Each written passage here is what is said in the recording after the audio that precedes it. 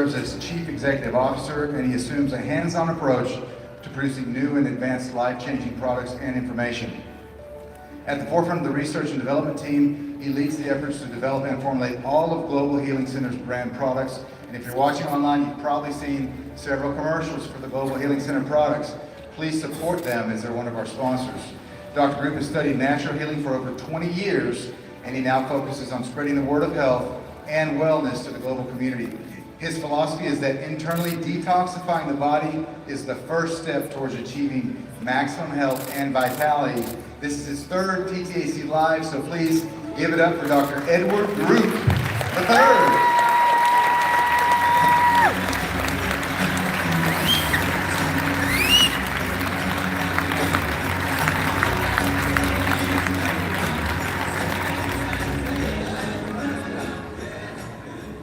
Thank you, everybody.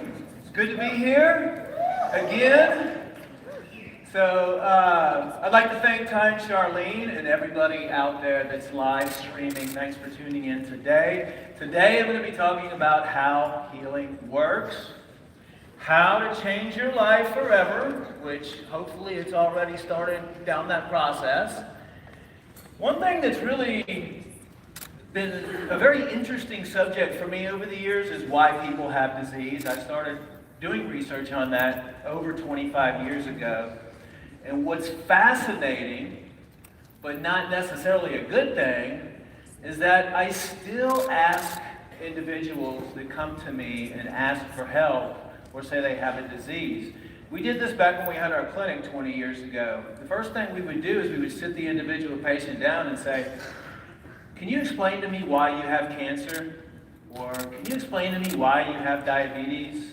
Or why you have arthritis or migraines for that matter or whatever? And in 20-something years, no one, or maybe just a few people, have ever been able to answer that question. The second question we would ask them is, what do you do for fun? Or what makes you happy? And they couldn't answer those questions either.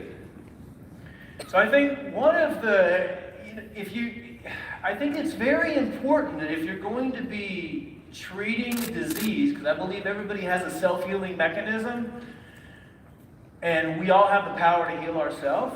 And for years and years, my main research is to find the easiest, simplest ways to reactivate the body's self-healing mechanism.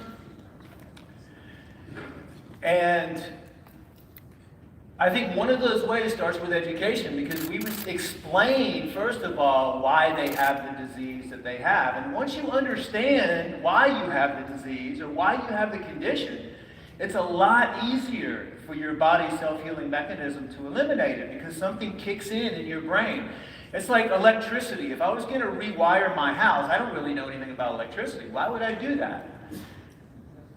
Until I learn about it. But if I learn about electricity, what does that do? It gives me confidence, and it gives me the ability to feel like I can do something that I know enough about it.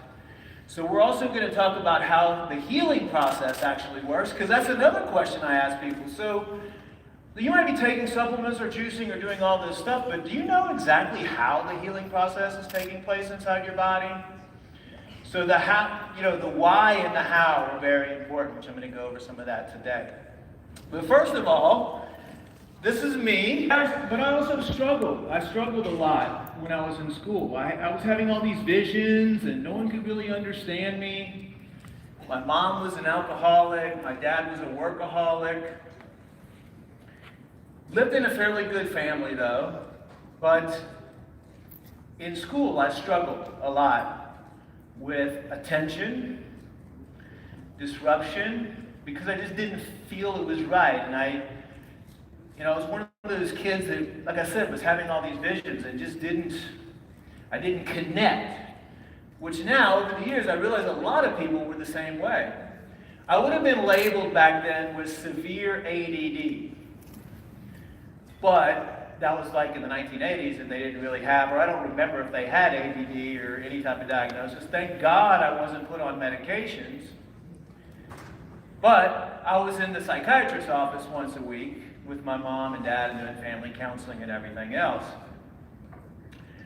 The strange thing about this situation was at school, whenever I disrupted the class, or whenever I was not paying attention or taking up for the kid that got bullied, I was sent to the principal's office. And the school that I went to, they were allowed to actually whip you with a paddle. And so I can remember the first time that I went in there. I think I was sticking up for a kid that was bullying another kid. And I can remember I was 10 years old. And I go in the principal's office, and he, tells me I'm going to get 10 paddles with this paddle. And he pulls it out, and it's this long paddle. It's got holes in it. And so I immediately feel this fear. And then he asked me to go around to the side of his desk, pull my pants down, and stand like this. And I can just remember thinking, what did I do wrong? What did I do wrong? I just disrupted the class or something. So I sit there, and I'm just in a state of fear, and I'm bent over like this. And then I feel the first one, and the pain just goes throughout my whole body. And I start crying. And then the second one. And it felt like it was taking forever. And then the third one. And by that time, my butt was pretty much numb. And then he continued, 10 paddles. And I was thinking, gosh, today, that would just be crazy. But I can remember that my butt was so swollen that I couldn't even ride the bus home, and I had to stand up. And not only that, they sent me back to class, which was very humiliating because I had been crying and screaming and everything else. But that wasn't the worst part of it. The worst part was I had to get home, and when I got home, I had to spend 2 hours crawling around looking for the alcohol that my mom had hidden in the house. So, because she was an alcoholic, and I would want to get home, and I would find it and then pour it out just to make sure she wasn't drinking it.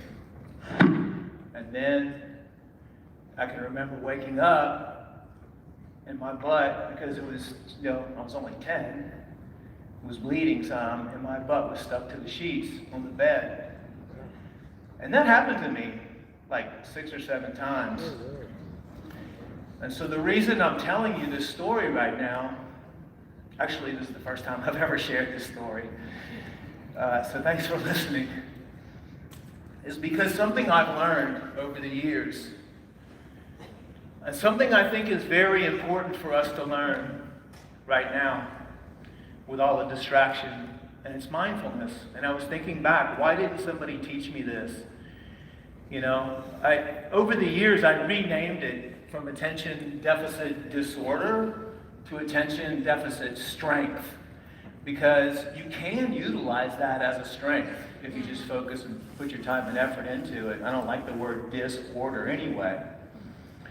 But what I learned was that mindfulness is very important, and it's the process of bringing your attention to the experience occurring at the present moment. And I'm going to talk later about how this is so important and how this can raise your vibrational frequencies. And a lot of people have been talking about frequencies. I'm going to talk about vibrations. I'm going to talk about vibrations and frequencies later too. But it's really about being in the present moment. Decluttering your mind. How many of you have gone to a party and met people and couldn't remember their name like about 10 seconds later? Or how many of you have been driving or something and you've been on your cell phone and it was on speaker and they're talking to you and you don't remember anything that they said when you get to where you're going? I've had to constantly work on myself with this mindfulness, and I still have a hard time with it today. I can remember a couple years ago when I picked my kids up from school, and they were excited, and I said, what happened at school today? And they're talking and talking and talking in the car, and it's about a 10-minute ride home. And I pull in, and my kids were like, so Dad, what do you think about that? What do you think about that? And it just hit me that for the last 10 minutes when I was driving and I was thinking about work and I was thinking about this and thinking about this next supplement I was doing and blah, blah, blah, blah, blah, my mind was going a million miles an hour, that I didn't even hear a word that my kids said. And it happened to me last week again when I was talking to a friend of mine on the phone, and I was in front of my computer screen at the office, and he was on speaker, blah, blah, yeah, talking about all this, talking about all that. So then he said, so what do you think I should take for that? And I was like, sorry, man, I was checking my emails. Can you repeat that? But it's something that has a very important role in the healing process, because when you take your supplements, when you go see the doctor, when you do anything for your body, you're going to enhance it a millionfold if you're in a state of mindfulness, if you're in a present moment, if you're in that experience. Now, I'd like to give everybody an example of what mindfulness is. So if you